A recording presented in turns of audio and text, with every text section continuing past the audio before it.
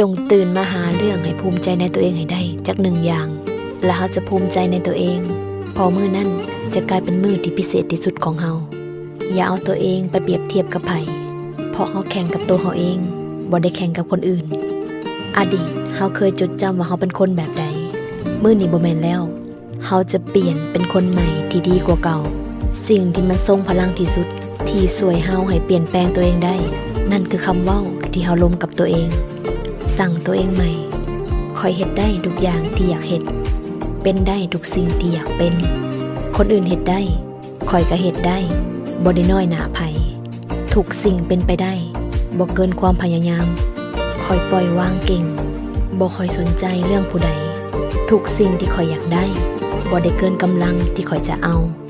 ทุกสิ่งทุกอย่างมันง่ายไปหมดเลยเพราะฮู้แล้วว่าเฮ็ดใจ